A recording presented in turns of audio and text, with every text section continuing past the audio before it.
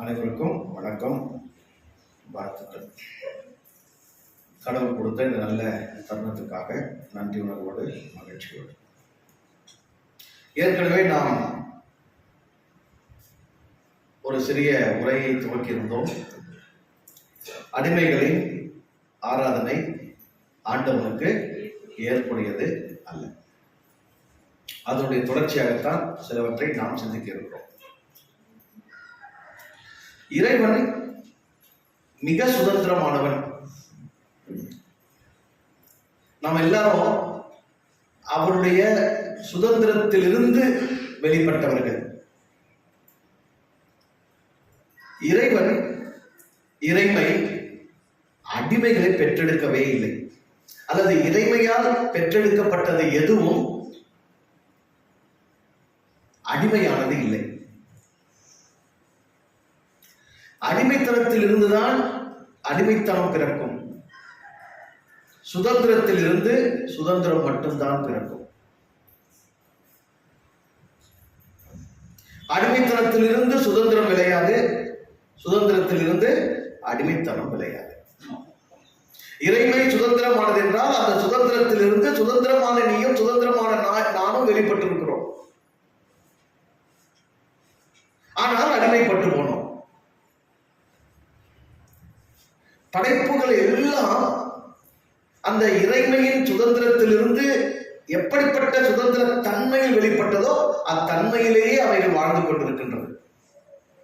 எந்த ஒரு தாவரமோ இன்னொரு தாவரத்தை அடிமைப்படுத்துறது இல்லை. அவைகளுக்கு அடிமைப்படுத்த வேண்டிய அவசியம் இல்லை. அடிமைப்படுத்த தெரியாது. அடிமைப்படுத்த வேண்டிய தேவையற்ற நிலையில் அவைகள் சுதந்திரமாக இருக்கிறது. எந்த ஒரு விலங்கும் எந்த ஒரு பறவையும் கூட உயிரினங்கள் எது ஒன்றுமே பிற உயிரினத்தை அடிமைப்படுத்துவது இல்லை. ஏனென்றால் அவைகள் சுதந்திரமாக விடுதலையாக அவைகளின் விருப்பத்தில் வினையாற்றி தங்கள் இருத்தலை தக்க வைத்துக் கொள்வதற்கு என்ன விருப்பத்தோடு என்ன செயலை செய்ய வேண்டுமோ அவைகளை செய்து அவைகள் விருப்பத்தில் வாழ்ந்து கொண்டிருக்கின்றன.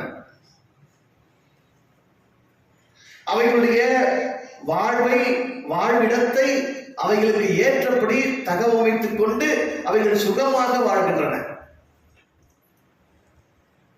ஆனால் மனிதர்கள் நாம் என்ன ஆனோம்? நம்முடைய சுதந்திர தன்மையை நாம் இழந்துவிட்டோம். தாவரங்களோ பறவைகளோ விலங்குகளோ இறைவனின் இணையற்ற அந்த சுதந்திரத்தின் வெளிப்பாட்டில் இருந்து சற்று பிசகாமல் தடமாறவும் இல்லை, தடுமாறவும் இல்லை. நான் இறைவனில் இருந்து வெளிப்பட்டிருக்கிற ஒரு உயிரினம். நான் ஒரு மாமரம். அது என்னவாதான் வாழும்? மாமரமா தான் வாழும். நீங்க அதை வேற ஒண்ணும் செய்ய முடியாது. அதனுடைய இயல்பை சிதைக்க முடியாது. அதை வேறொன்றாக நீங்கள் மாற்றம் செய்ய முடியாது. அது தானாக இருப்பதற்கு, தானாக வெளிப்படுவதற்கு, தானாக வாழ்வதற்கு வேறு ஏதும் செய்ய வேண்டியதில்லை. வேறு எதாகவும் அது மாற வேண்டியதும் செயல்பட வேண்டியதும் இல்லை. ஆனால் மனிதர்கள் நாம் என்ன ஆனோம் என்றால் நம்முடைய படைப்பு தன்மையிலிருந்து, படைப்பு இயல்பில் இருந்து, படைப்பின் இயக்கத்தில் இருந்து விலகி போனோம். தடம் மாறினோம், தடுமாறினோம். வாழ்க்கை பாடிலிருந்து உயிரினங்கள் அத்தனையும் அதற்கு வழங்கப்பட்ட இயல்பில், இயக்கத்தில், வாழ்க்கை முறையில் அதனதாகவே ஒழுகி வாழும் அந்த வாழ்க்கை பாடுதான் வழிபாடாகிறது என்று நான் சொல்லிக் கொடுத்தேன்.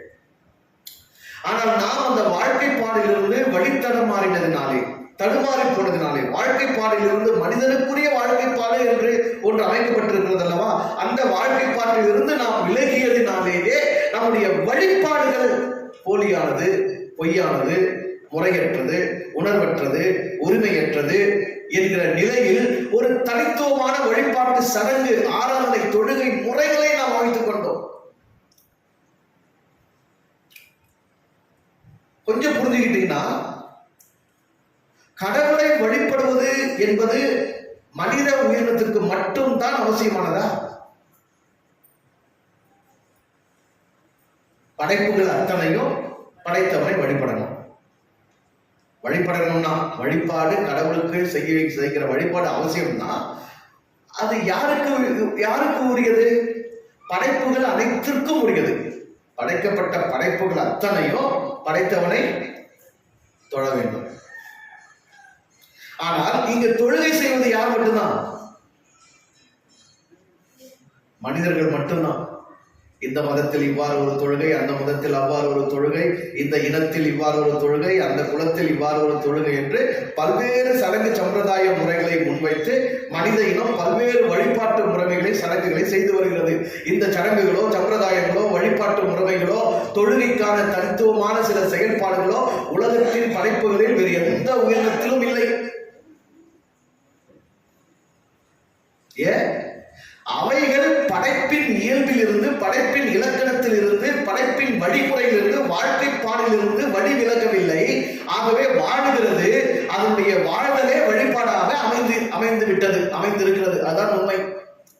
காக்கா காடு கத்துறதே என்னதான்? அவ்வளவுதான். என்ன காக்காவா படைச்சிருக்கிற, என்ன காக்காவை கத்த வச்சிருக்கிற, நான் காக்காவா இருக்கிறேன், நான் காக்கான்னு கத்துறேன்.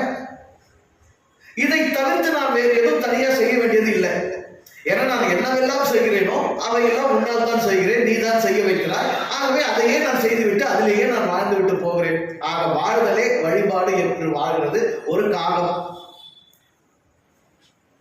ஆனால் மனிதர்கள் நாம் என்னானோ தனித்துவமான ஒரு வழிபாட்டு சடங்குகளை நாம் படைத்துக் கொண்டோம். ஏன் வழிபாட்டு சடங்குகள், தொழுகை முறைமைகள், சம்பிரதாயங்கள், சடங்குகள் எல்லாம் நமக்கு தனித்துவமாக ஏன் அமைந்திருக்கிறது என்றால், நாம் நம்முடைய வாழ்வியல் முறையிலிருந்து, நம்முடைய வாழ்தலில் இருந்து, நம்முடைய வாழ்வின் இயல்பில் இருந்து வழிமாறி போனதினாலே தான் நமக்கு வழிபாடுகளே அமைந்தது. நாம் தனித்துவமான ஒரு வழிபாட்டு முறையை, ஒரு வழிபாட்டு சடங்கை, ஒரு வழிபாட்டு சம்பிரதாயத்தை, ஒரு வழிபாட்டு நேரத்தை, ஒரு வழிபாட்டு காரியத்தை நாம் செய்து கொண்டிருக்கிறோம் என்றாலே நாம் வாழ்தலில் தவறியவர்கள். நம்முடைய வாழ்தல் முறையற்று போனது.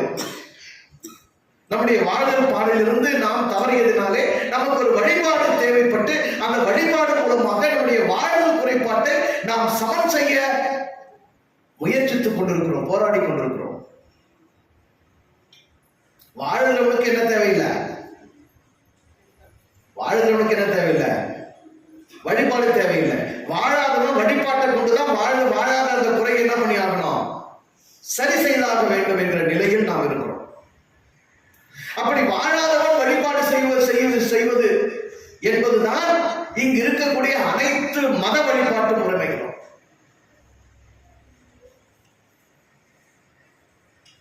ஒரு அடிமைத்தனம் என்பது என்ன?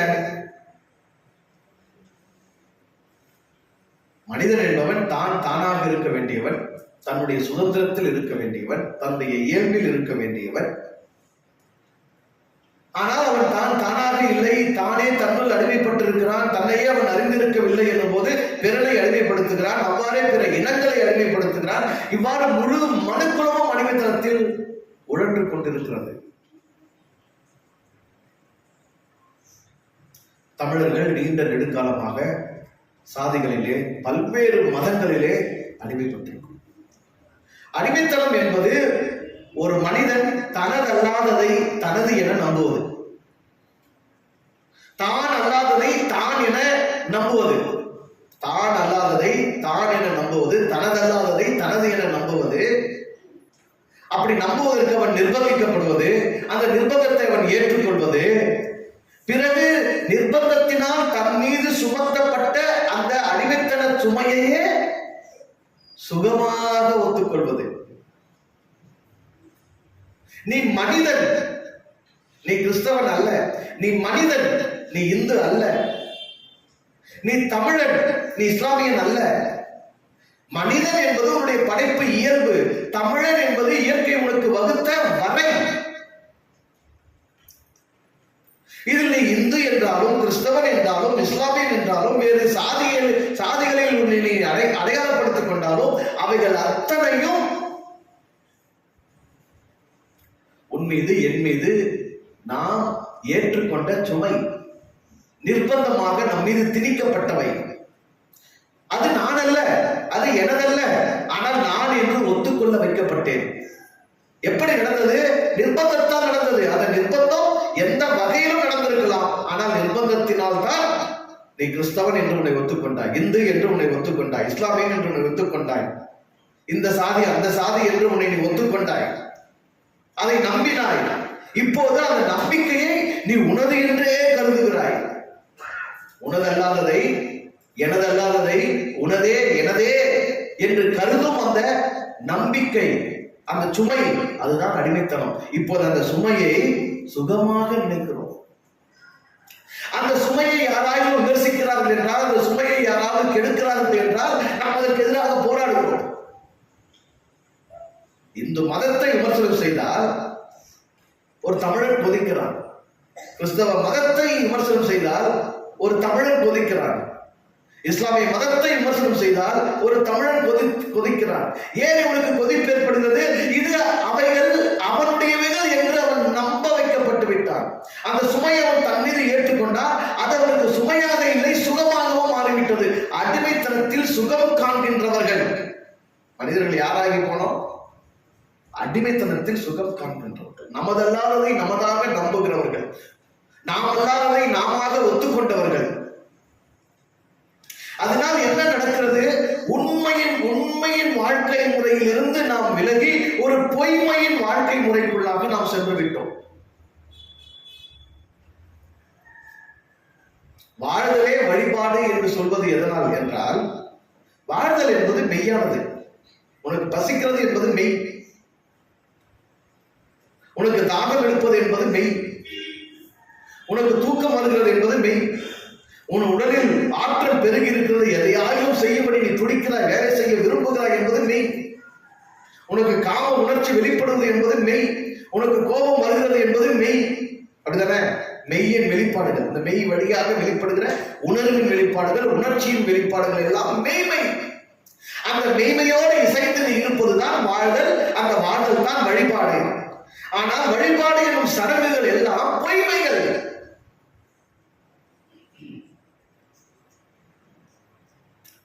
அந்த பொய்யிலே, இந்த ஒரு பாடல் உள்ள பொய்யிலே பிறந்து பொய்யிலே வளர்ந்து பொய்யிலே என்ன பாடுறது? இல்ல பாடல்கள் சொல்லுங்களா தெரிஞ்சுங்க. புலவர் பெருமான் தான். என்ன புலவர் பெருமான் அவரு? என்ன ஒரு பெருமான். அதுதான் நம்முடைய வழிபாட்டுக்கான சிந்தனை போய், அந்த சிந்தனையிலிருந்து வெளிப்பட்ட கருத்துக்கள் போய், அந்த கருத்துக்களை முன்னிலைப்படுத்தி செய்யப்படும் சடங்குகள் போய், செயல்பாடுகள் அத்தனையும் போய்.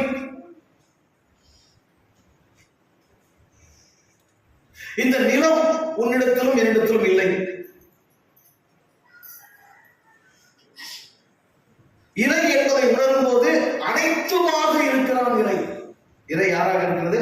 அனைத்துமாக இருக்கிற, நீயாக, நானாக, நிலமாக, பொழுதாக, காற்றாக, ஊற்றாக, கனியாக, களமாக, நீராக, நெருப்பாக, வானாக, அனைத்துமாக இருப்பது இறைமை. இயற்கையில் இறைமை என்ன செய்ய முடியாது?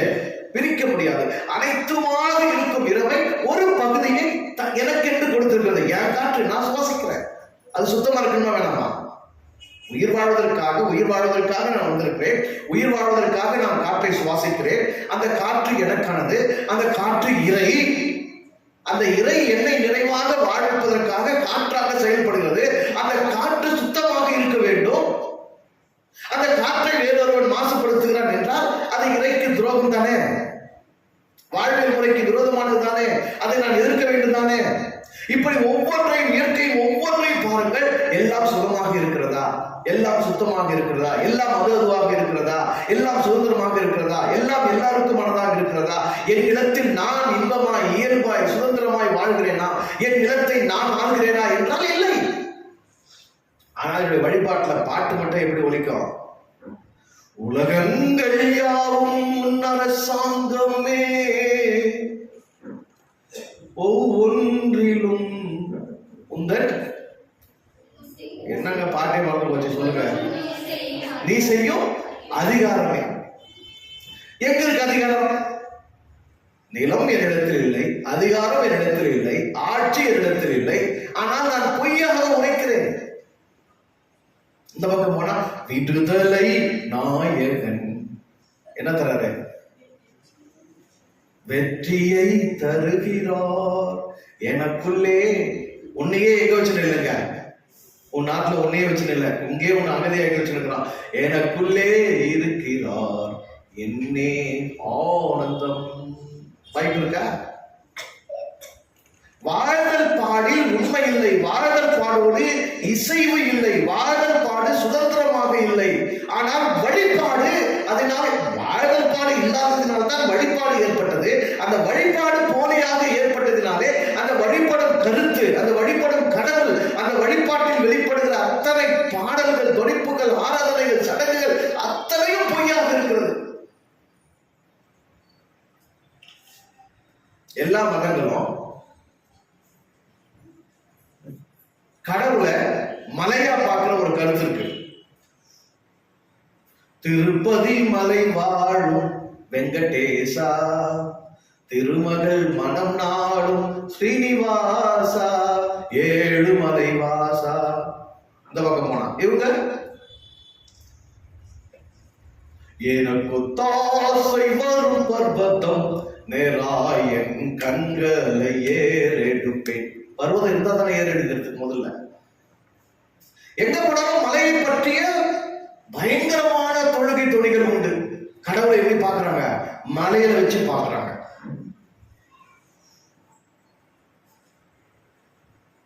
சியோன் மலையிலிருந்து கடவுள் பார்க்கிறாரு, ஒலிவ மலைக்கு வராரு, திருப்பதி மலையில உட்கார்ந்து இருக்கிறாரு, வள்ளி மலையில இருக்கிறாரு. இப்படி மலைகளா பார்த்து சாமி என்ன பண்ணி வச்சிருக்கிறாங்க. ஆனா இங்க என்ன நடந்துட்டு இருக்கு? உண்மையிலேயே என்ன நடந்துட்டு இருக்கு? மலைகள் வழித்தெடுக்கப்பட்டு வருகின்றது. கொள்ளையர்களின் கூடமாக கொள்ளையடிப்பதற்குரிய, வியாபாரத்திற்குரிய ஒரு பொருளாக மலையை மாற்றிவிட்டார்கள். எல்லா மலையும் பாருங்க, பாதி மலை காணுங்க, முக்கா மலை காணும். மொத்தத்தையும் வழிச்சு வழிச்சு வழிச்சு பாறைகளை உடைச்சு உடைச்சு உடைச்சு இங்கும் அங்குமா ஏற்றுமதி செய்யப்பட்டு கொண்டே இருக்கிறது.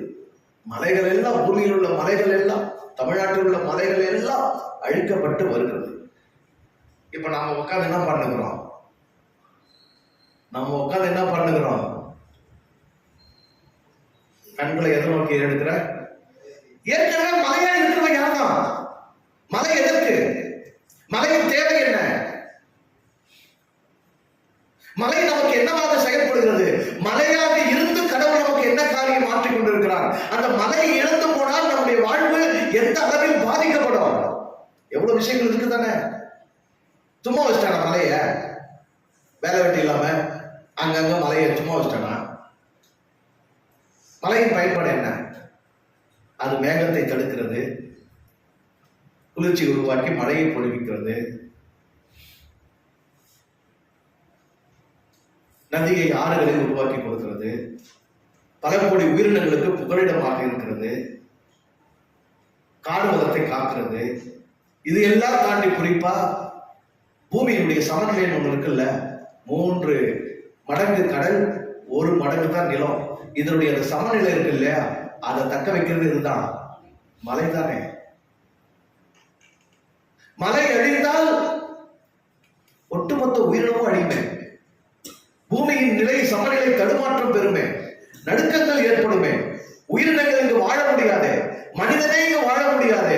அப்படிப்பட்ட ஒரு மலை வளம் கண்ணுக்கு முன்பாக அழிக்கப்பட்டு கொண்டிருக்கும் போது என் கர்த்தர் சீயோன் மலையில் இருக்கிறார், என் முருகன் வள்ளிமலையில் இருக்கிறார், என் பெருமாள் திருப்பதி மலையில் இருக்கிறார் என்று நான் வழிபாடு செய்து கொண்டிருந்தால், பாடி கொண்டிருந்தால் என்னுடைய வாழ்க்கை முறை சரிதானா? என் வழிபாட்டு முறை சரிதானா?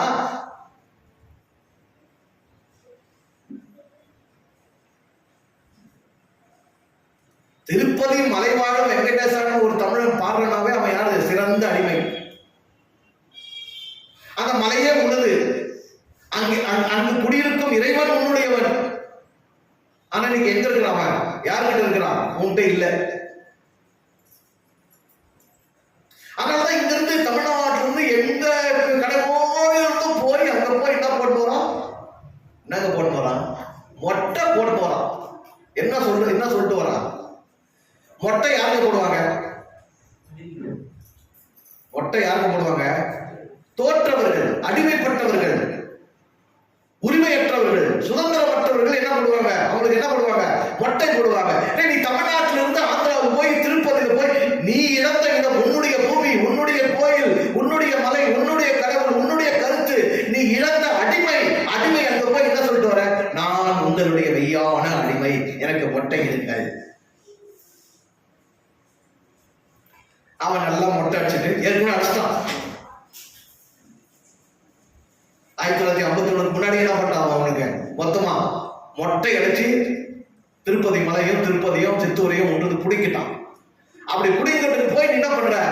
நான் உன்னுடைய அடிமை, எனக்கு மொட்டை அடித்து சந்தனம் தடவி விடுங்கள் அப்படின்னு சந்தனம் தடவி வர. மலையை இழந்த மொட்டை பயல்கள் யாரு? மலையை இழந்த மொட்டை பயல்கள் யாரு? தமிழர்கள்.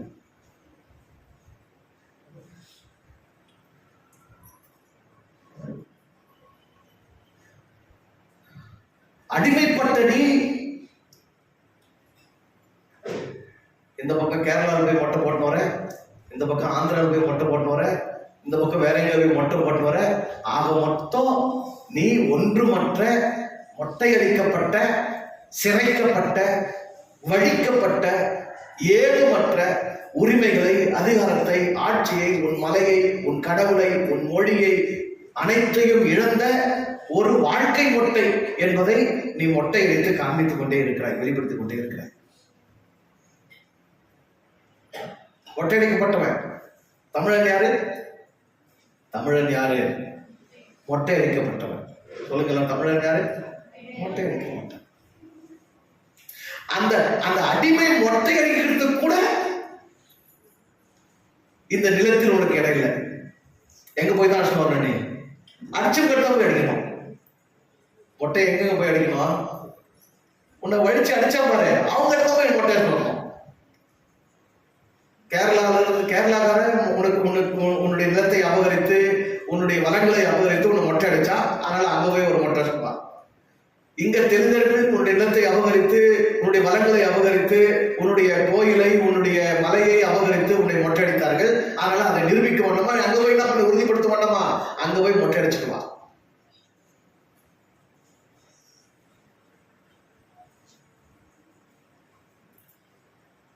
மலை மலர்களை சுரண்டி விட்டு நீ இறைவனை எப்படி மலையாக பார்ப்பாய்?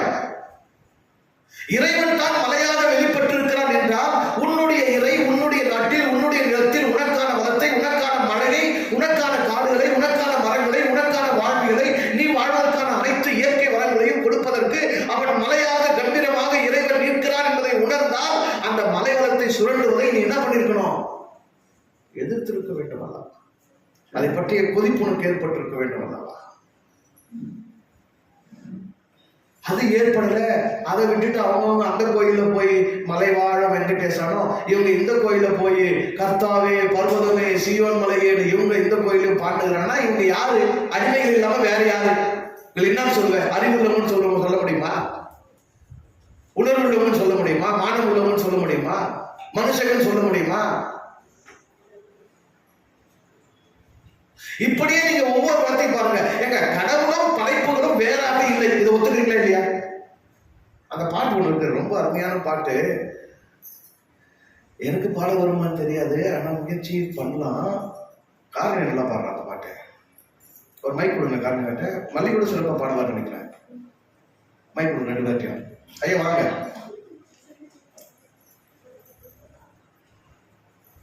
சித்தா வாடா, உங்களுக்கு தரைய கூப்பிடுமா? கற்பூர நாயகியே கனகவல்லி, காளி மகமாயி கருமாரியம்மா, கோயில் கொண்ட சிவகாமியம்மா, ஊரிருந்த வள்ளி தெய்வானையம்மா, கற்பூர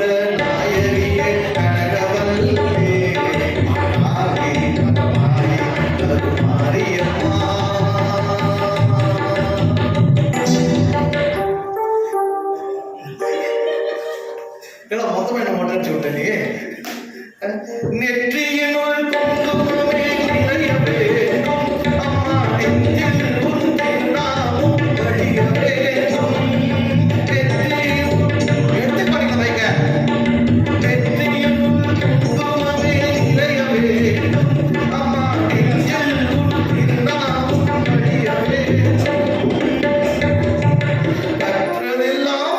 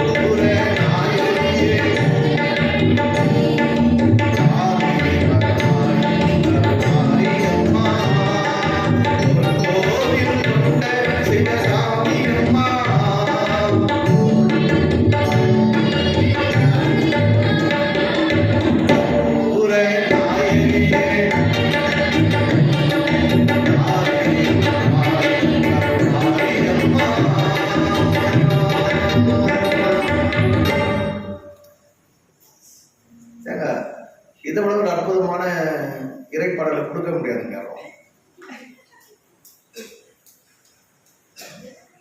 ஆனால் இந்த உணர்வு, இந்த உண்மை நம்முடைய வாழ்க்கையில் விளங்குகிறதா? கடவுள் தான் காத்துன்னு உனக்கு உணர முடியுதா? கடவுள் தான் மலன் உனக்கு உணர முடியுதா? கடவுள் தான் நிலம் உனக்கு உணர முடியுதா? கடவுள் இந்த நிலத்தில், இந்த பொழுதில் நீ உன்னை சார்ந்த உயிர்கள் அத்தனை வாழ்வதற்காக இந்த உலகத்தை படைத்து படைப்பாகவே அவனை இயங்கி விளங்கி கொண்டிருப்பதை உன்னால் உணர முடிகிறதா? அவ்வாறு உணர முடிந்தால் நீ உண்மையிலேயே வாழ்க்கைப்பாடில் இருக்கிறாய். வாழ்க்கைப்பாடுதான் வழிபாடு என்று உணர்ந்திருக்கிறாய் என்றால் உன்னை மீறி இந்த மலையை எவனால் தொட்டிருக்க முடியுமா? உன் நிலத்தை எவனால் தொட்டிருக்க முடியுமா? உன் வளங்களை ஒருவன் அழிக்க முடியுமா? உன் மரங்களை ஒருவன் வெட்ட முடியுமா? உன் காற்றை ஒருவன் கெடுக்க முடியுமா? உன் நிலத்தை ஒருவன் சிதைக்க முடியுமா? இதெல்லாம் நடக்கிறது என்றால் என்ன? நீ செய்வது இறை வழிபாடே அல்ல. நீ வாழவில்லை, வாழ்வுக்கு தூரமானாய், உண்மையான வழிபாட்டுக்கு தூரமானாய். இறையை இறையாக பார்க்கவில்லை, இறையை இயற்கையில் பார்க்கவில்லை. இயற்கை விட்டு இறைவையை பிரித்து ஒரு போலி இறைவையை படைத்துக் கொண்டாய்.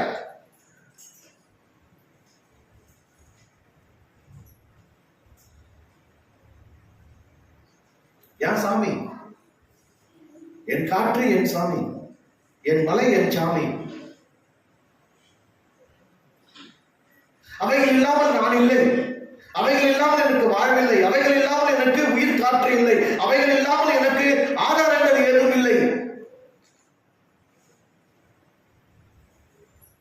அடிமைகள் இதனை உணர்வது இல்லை. அவர்கள் வேறொன்றை தனதாக நம்பிக்கொண்டிருக்கிறார்கள். வேறொரு போலியை அவர்கள் சுமந்து கொண்டிருக்கிறார்கள். வேறொரு சுமையை அவர்கள் சுமந்து கொண்டிருக்கிறார்கள். அந்த சுமை என்ன சுமை? நான் இந்து, நான் ஒரு பிராமண அடிமை. நான் கிறிஸ்தவன், நான் ஒரு ஐரோப்பிய அடிமை.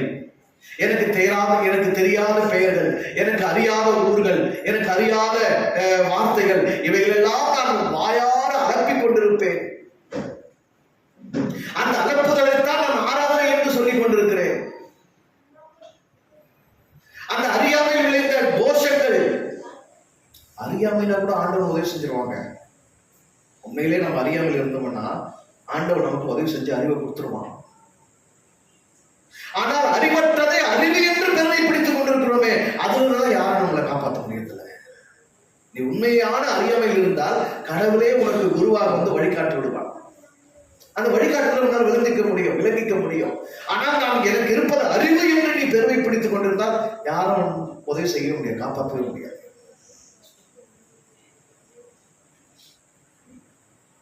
உன்னுடைய இறை, உன்னுடைய நான் எவ்வளவு நெருக்கமா உங்களுக்கு கடவுளை கொடுத்திருக்கிறேன், புரிய வச்சிருக்கிறேன். நான் என்ன கொடுக்குறது? அவன் அப்படிதான் இருக்கிறான்.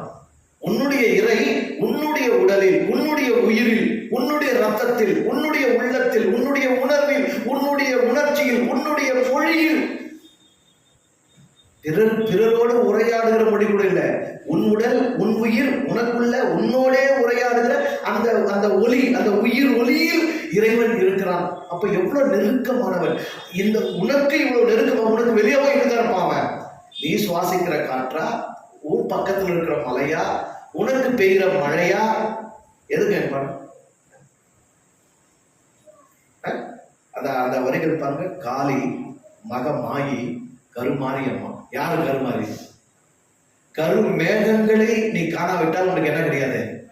மழை கிடையாது. மாறினா என்ன? மழையம்மா.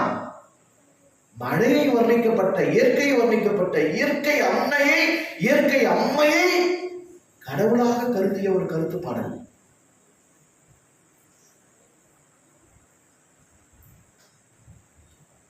உனக்கு பெய்கிற மழை, உன் மீது வீசுகிற காற்று, உனக்கு உன் நிலத்திற்கு பெய்ய வேண்டிய மழையை அந்த மேகத்தை தடுத்து தாண்டி வேற எங்கே போயிடாம உனக்காக அந்த மழை தடுத்து இங்கேயே எல்லை அரசர்கள் அவர்கள் மழை எங்க பெய்யும்? இந்த எல்லைக்குள்ள இங்க வாழ்கிற குடிகளுக்கு மழை வேணும், தாண்டி போயிடாத, நான் அங்க காவல் காத்துருக்கிறேன், தடுத்து மழை வேணும். இப்படி உனக்காக செயல்படுகிற இத்தனை இயற்கை தெய்வங்களை, கடவுள் தன்மைகளை, தெய்வத்துவங்களை நீ சிதைக்க விட்டு எந்த மொழியில, ஆங்கிலத்துல, எபிரேய மொழியில, சமஸ்கிருத மொழியில என்ன மந்திரங்கள் ஓதி, என்ன சடங்கு சம்பிரதாயங்கள் செஞ்சு, என்ன வழிபாடுகள் செய்வதோ போலித்தனம் தானே. உண்மையான அப்பட்டமான ஒரு போலித்தனம் தானே. அப்புறம் நாம எப்படி சுதந்திரப்பட்டோம்னு சொல்ல முடியும்?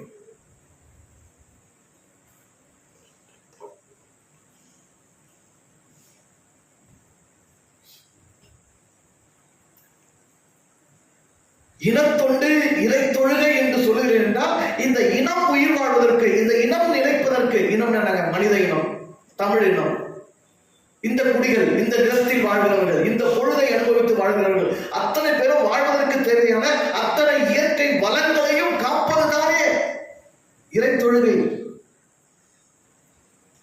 கண்ணுக்கு முன்னாடி சிதைவு நடந்துட்டு இருக்குங்க, கண்ணுக்கு முன்னாடி அழிவு நடந்துட்டு இருக்கு, கண்ணுக்கு முன்னாடி இறை துரோகம் நடந்து கொண்டிருக்கிறது, கண்ணுக்கு முன்னாடி வழித்தெடுக்கப்படுகிறது அத்தனையும்.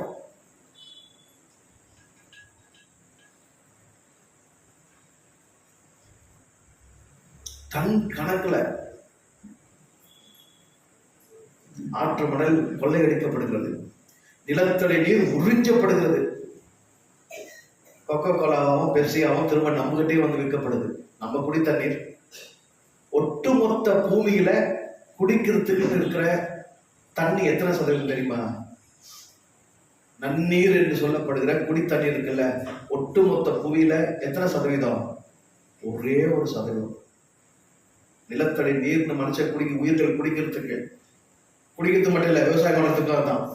உணவை விளைவிப்பதற்கும் இந்த மனித உடல் உயிரோடு வாழ்வதற்கும் குடிப்பதற்கு இருக்கிற ஒரே தண்ணீரினுடைய அளவு புவியில் எவ்வளவுதான்? ஒரே சதவீதம் தான். அந்த 1% இவ்வளோ பேர் கொடுக்கிறான், கொள்ளையடிக்கிறான்னா உயிர்கள் தண்ணிக்கு என்ன ஆகும்? அதான் அடுத்த உலக போர் வந்தால் அதை எதை வைத்துதான் நடக்க போதே? தண்ணீரை அடிப்படை வைத்து நடக்க போதுன்னு கணிக்கிறான். தண்ணீரை பற்றிய சிந்தனை இல்லை, தண்ணீரை பற்றிய அறிவில்லை. ஜீவநதியே எந்த உள்ளத்தில் பாய்ந்து செல்லட்டுமே. இப்ப ஆந்தோமா பாலாரா பாஞ்சவன் நான் தான், தென்பெண்ணைய பாஞ்சவன் நான் தான், காவிரிய பாஞ்சவரும் நான் தான், சொல்லுட சின்னாரா பாஞ்சவன் நான் தான், இந்த ஆறா பாஞ்சவன் நான் தான், நதியா ஏரியா குளங்களா மழையா பாஞ்சவன் மொத்த தண்ணிகள் நான்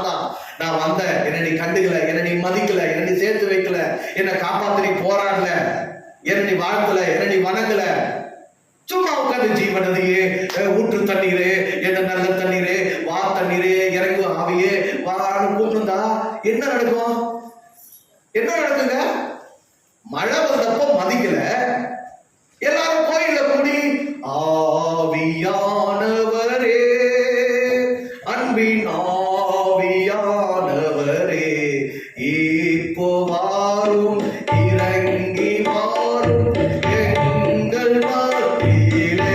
அவரு நான் நேற்று வந்த வெளியே பொழிஞ்ச நீ நனையவில்லை சொல்றாரு, சொல்ல மாட்டாரா?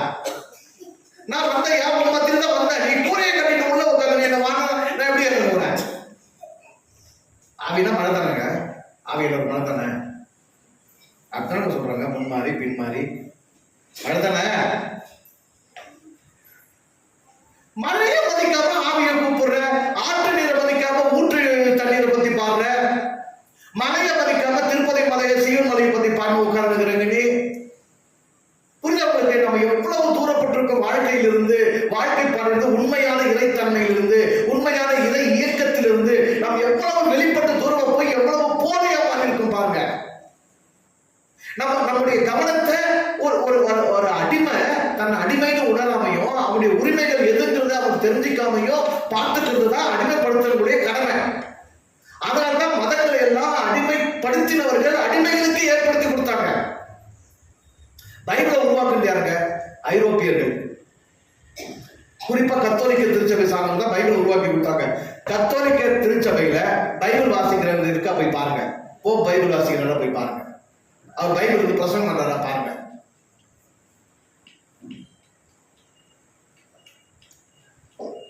இந்து மதத்தில் மந்திரங்கள் பூஜைகளை பண்ணுகிறது யாருங்க? பிராமணர்கள். அவன் வீட்டுல போய் பாருங்க. அவன் எவனா காவடி தூக்குறானா பாருங்க, அவன் எவனா அலை குத்துக்கிறானா பாருங்க, நீ செய்யற பூஜை முறைகள் எதுனா அவன் செய்யறானா பாருங்க. உன் சாமி படம் உன் வீட்டுல எத்தனை வச்சுக்கிறீங்க வரிசையா, அது போல அவன் எதுனா அவன் வீட்டுல வச்சிருக்கான போய் பாருங்க. அப்ப என்ன அர்த்தம்? இது எல்லாம் உனக்கு கொடுத்து உன்ன அந்த அடிமைத்தனத்தின் கவனத்திலிருந்து வெளியே வந்து, ஐயோ நான் இப்படி அடிமைப்பட்டேன்னு உனக்கு தெரிஞ்சிடவே கூடாது. உன்னை அதிலேயே உன்னை சுகம் வைப்பதற்கு என்னவெல்லாம் காலமெல்லாம் செய்து உன்னை அடிமைத்தனத்திலேயே வைக்க முடியுமோ அதையெல்லாம் செய்து நாங்கள் பாதுகாத்துக் கொண்டே இருப்போம். நாங்க சுதந்திரமா எங்க விருப்பப்படி எங்க வாழ்க்கையை நாங்க வாழ்வோம். நீங்க என்ன அடையவே கூடாது. இது என்னுடைய மலை, இது என்னுடைய காடு, இது என்னுடைய நிலம், இது என்னுடைய பொழுது, இங்குதான் இறைவன் இருக்கிறார், இந்த மழையில தான் மாரியம்மா வரா, இந்த மழையில தான் ஆவியானவர் வராரு அப்படின்னா என்ன பண்ணவே கூடாது? நீ புரிஞ்சிக்கவே கூடாது, அதையெல்லாம் போற்றக்கூடாது, அதெல்லாம் மதிக்க கூடாது, அதெல்லாம் மீட்டெடுக்க கூடாது, அதெல்லாம் காப்பாற்றக்கூடாது, அதெல்லாம் உன்னுடைய உரிமைன்னு அதை நீ வைத்துக் கொண்டு நல்ல ஒரு வாழ்க்கை வாழ்ந்துடக்கூடாது.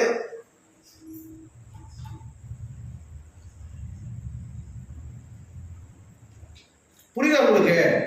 உன் மேல பொழிற மழைய நீ கவனிக்கிறது இல்ல, மதிக்கிறது இல்ல. ஆனா மழையா சாமியை வர்ணிச்சு வேற வேற மொழியில வேற வேற ஊர்ல சொன்ன கருத்துக்களை நீ பாட்டு கூரைக்கு நடுவில் உட்கார்ந்து அவ்வளவுதான். இது எவ்வளவு பெரிய ஏமாற்றுத்தனம். இது ஏமாற்றுத்தனமா இல்லையா? புரியுதா உங்களுக்கு? நம்ம எவ்வளவு போலியா இருக்கணும் புரியுதா? எவ்வளவு போலியான வழிபாட்டு முறைகள் நமக்கு சுமத்தப்பட்டிருக்கு புரியுதா? நமக்கு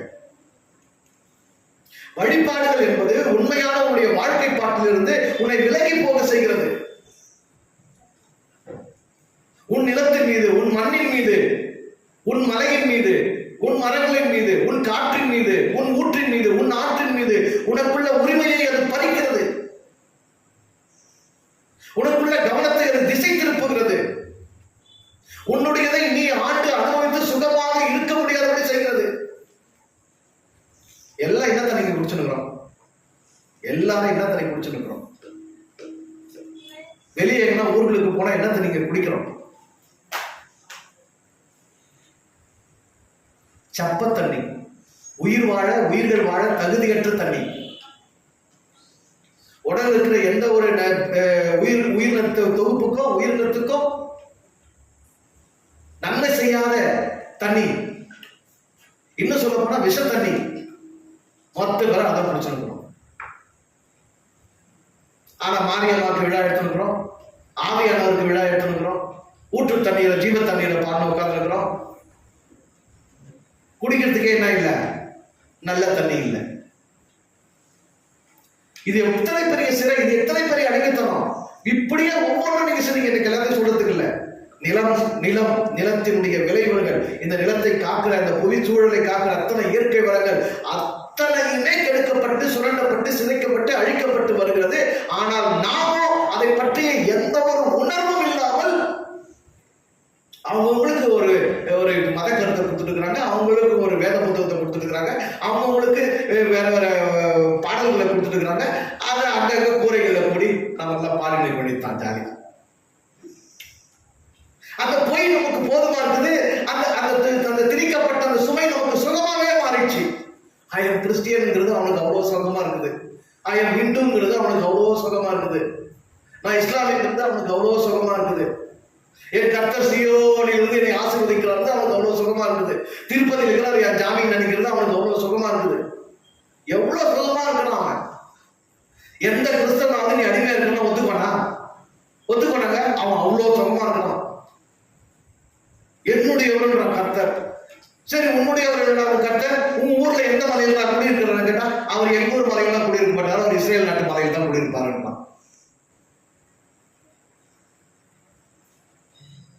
உன் சமைத்தரடா பெருமாள், உன் சமைத்தரடா உன் பெருமாளை நீ சேவிக்கிறியா, நீ கும்புறியாடா? இல்ல அவர் என்னெல்லாம் கெட்டு சேர்க்க மாட்டாரு, பிராமண பசங்க மட்டும் கெட்டு சேர்ப்பாரு. நாங்களாம் தூரம் நின்று கையேந்தி அவன் கொடுக்குற பிரசாதெல்லாம் போயிட்டு வருவான், வாங்கி நக்கிட்டு தலையில் தேய்ச்சிட்டு வருவான். இதுதான் சுதந்திரமா? இதுதான் விடுதலையா? இது அடிமை வாழ்க்கை முறை இல்லையா?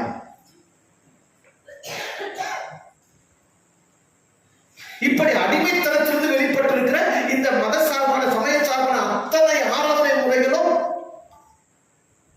போலி தானே, பொய் தானே? ஆமாவா இல்லையா? நம்ம ஒவ்வொருத்தருக்கும் தெரியணும், என்னை படைத்த என்னுடைய இறைவன் என் உடலில் இருக்கிறார், என் உயிராக இருக்கிறார், என் உணர்வுகளில் இருக்கிறார், என் உணர்ச்சியில் இருக்கிறார். அது போலவே என் நிலத்தில் இருக்கிறார், என் காற்றில் இருக்கிறார், என்னை சுற்றியுள்ள மரங்களில் இருக்கிறார், என்னை சுற்றியுள்ள மலையில் இருக்கிறார், எனக்கு பெய்கிற மலையில் இருக்கிறார். புரிந்தன? நான் எதையெல்லாம் இந்த பிரபஞ்சத்தில் அனுபவிக்கிறேனோ அந்த பொழுது, அந்த பருவ நிலைகள் எல்லாம் அவன் தான் இருக்கிறான். அவனையும் என்னை என்ன செய்ய முடியாது, உள்ளவும் பிரிக்க முடியாது, வெளியவும் பிரிக்க முடியாது. உள்ளே விளையும் கேடுகளை எதிர்க்கும் சக்தியை அவன் உள்ளே வைத்திருக்கிறான். வெளியே விளையும் கேடுகளை எதிர்க்கும் சக்தியை அறிவாக, ஆற்றலாக எனக்கு அவன் கொடுத்திருக்கிறான். இந்த செயல்பாடுதான் வாழ்க்கை, இந்த செயல்பாடுதான் வழிபாடு. இதுக்கு வெளியே நீ போனா, இதுக்கு வெளியே நீ எந்த மாதிரி போய் என்ன பண்ணாலும் அதெல்லாம் என்னதான், வெறும் போலித்தனம் மட்டும்தான், பொய்யாட்டம் மட்டும்தான். அது வெறும் அடிமைத்தனம், வெறும் அடிமைத்தனம். உங்களுக்கு எனக்கு என்ன பாக்கியம்? இப்ப உங்களால பிரிச்சு கொண்டு வந்துட்டேன், கிறிஸ்தவ மதத்திலிருந்து பிரிச்சு கொண்டு வந்துட்டேன், எபிரேய மொழியிலிருந்து பிரிச்சு கொண்டு வந்துட்டேன், பைபிள் இருந்து பிரிச்சு கொண்டு வந்துட்டேன், வேற ஊர்ல பிறந்த இயேசு கிட்ட உங்களுக்கு பிரிச்சு கொண்டு வந்துட்டேன், உங்க உடம்பு கிட்ட, உங்க உயிர் கிட்ட, உங்க உள்ளத்துக்கிட்ட, உங்க உணர்வு கிட்ட கொண்டு வந்துட்டேன், உங்க இறைக்கு நெருக்கமா கொண்டு வந்தாச்சு. இப்ப அடுத்த உங்களுடைய செயல்பாடு என்ன? உள்ளே உள்ள அக முரண்பாடு உங்களுக்கு சரியாகி போனது. வெளியே உள்ள புறப்பகை, புற முரண்பாடு ஒன்று இருக்குல்ல, உன்னுடைய நிலம், உன்னுடைய மண், உன்னுடைய ஆறு, உன்னுடைய மலை, உன்னுடைய காடு, உன்னுடைய வளங்கள், இவைகளில் உள்ள இறையை நீ உணரவும் அனுபவிக்கவும் அதன் நிறைவை காக்கவும் முடியாத ஒரு போராட்டம் வெளியே இருக்குல்ல, அதுக்கு எதிராக நிற்கிறது தான் இப்ப உன்னுடைய வேலை. உள்ள உனக்கு ஏற்பட்ட அந்த அறிவு, அந்த துணிவு, இறை உனக்குள் செயல்படுவதை நீ உணர்ந்த அறிவு எப்படி வெளிப்படணும்? எப்படி வெளிப்படணும்? என் மலை அது, என் இறைவன் அதில் குடியிருக்கிறான், அதை சிதைக்க, அதை வழித்தெடுக்க உனக்கு உரிமை இல்லை, போடான்னு சொல்ற தைரியம் உங்களுக்கு வரணும், அந்த துணி வரணும்.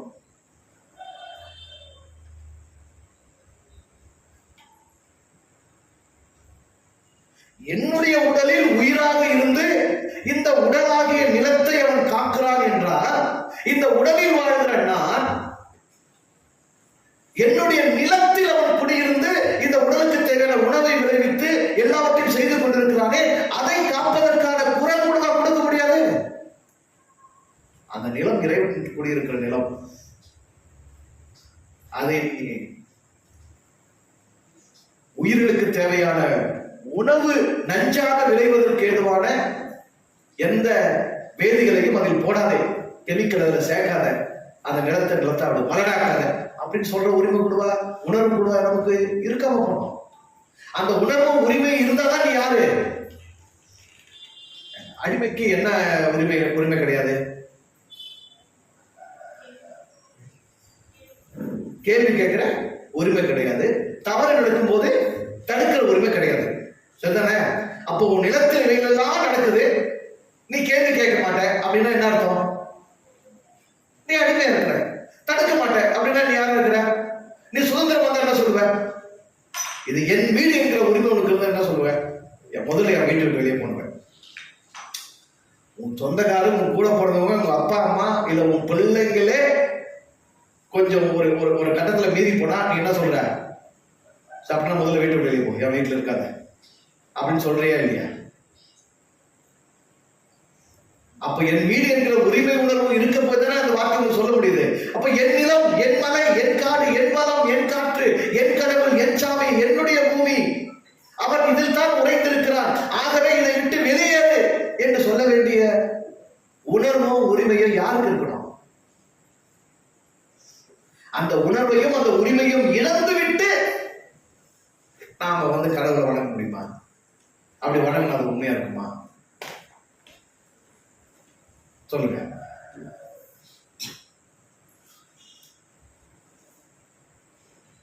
உங்களதான் கேட்கிறேன்.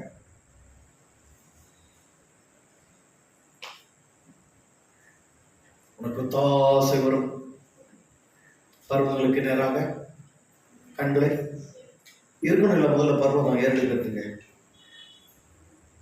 இருக்கணுமா இல்லையா? கேளுங்கள் கேளுங்கள் ஆண்டவனின் வார்த்தைகளை, மலையரசன் சொற்பொழிவு. மலை இருக்கணுமா வேணாம்பா? இல்ல, சொற்பொழிவு மட்டும் இருக்கட்டும். என்ன எல்லாம் போட்டோம்? மலையே எல்லாம் போட்டோம். வாழ்க்கை இருக்கா? உடல் இல்லாம உயிர் இருக்க முடியாது, உயிரும் உடலும் இல்லாம நான் இருக்க முடியாது. அப்படிதானே?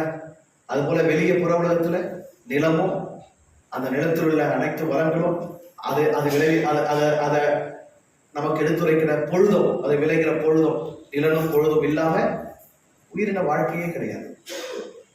இவைகளோடு ஒன்றிணைந்து கலந்து இயங்குகிற அந்த இயக்கம் தான் வாழ்க்கை, அந்த இயக்கம் தான் வழிபாடு. அந்த இயக்கத்திலிருந்து பிரிச்சு போலியா செய்கிற அத்தனை இடம்தான் பொய்மைதான். அது வழிபாடு கிடையாது, அது வாழ்க்கைப்பாடு கிடையாது, அதுல கடவுளும் கிடையாது, அதுல உண்மை கிடையாது, எதுவும் கிடையாது. நீங்க ஒண்ணு இல்ல, அந்த இயேசுநாதருடைய இந்த ஒரு கூற்றை ரொம்ப ஆழமா சிந்திக்க சிந்திக்க சிந்திக்க சிந்திக்க கடவுளை தொழுது கொள்ள விரும்புகிறவர்கள் அவரை உள்ளத்தோடும் உள்ளத்தின் உணர்வோடும் உண்மையோடும் தொழுது கொள்ள வேண்டும். அவ்வளவுதான். ஆவியோடும் சரியான மொழிபெயர்ப்பு கிடையாது. உள்ளத்தின் உணர்வோடும் உண்மையோடும் தொழுது கொள்ள வேண்டும். உங்க உள்ளத்துக்கும் உங்க உணர்வுக்கும் உணர்ச்சிக்கும் உங்க வாழ்வியலுக்கும் தூரமானது கடவுள் இல்லை. நீங்க அனுபவிக்கிற அனைத்தோடும் தொடர்புடையது கடவுள். அந்த அனைத்திலும் அவன் விளங்குகிறான், அனைத்து வழியாகவும் அவர்களை வாழ்த்துக் கொண்டிருக்கிறார். அந்த வாழ்விக்கிற அந்த கடவுள் தன்மையை சிதைக்கிற எவனும் சாத்தான். சிதைக்கிற எவனும் யாருங்க? சாத்தான். சொல்லுங்க, சாத்தான். பிஜேபி யாரு? சாத்தான். திமுக யாரு? சாத்தான். அரசியல் கட்சியில் அத்தனை யார் தான்? சாத்தான்கள் தான். சாத்தான்களுக்கு ஓட்டு போடலாமா? சாத்தான்களை தலைவர் சொல்லலாமா? இருக்கிற நிஜமா இருந்து இந்த கேடுகள் எல்லாம் செய்திருக்கிற உண்மையான சாத்தான்களை விட்டுட்டு நான் போய் சும்மா எங்கேயோ கருப்பா கொம்பு வச்சுன்னு அப்பாலே போ சாத்தானே, அப்பாலே போ. இப்ப நீங்களாம் என்ன முதல்ல நீதான் எங்களுக்கெல்லாம் சாத்தான் பாரு, 14 முடிக்க மாட்டேங்கிற. அப்பாலே போ சாத்தானே.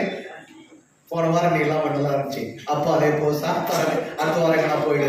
அப்பாலே போ சாத்தானே, அப்பாலே போ. தூரத்துல அவர் கேட்பார்ல, உண்மையை உங்களுக்கு சொன்னதினால் நான் உங்களுக்கு சத்ருவா தெரியும். நானே உண்மையை சொல்றோம்னா யாரா?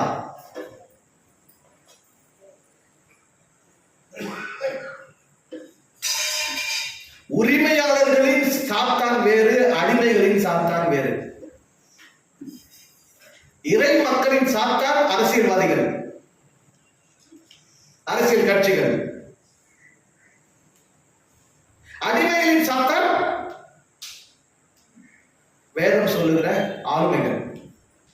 கற்பனை கதைகள்.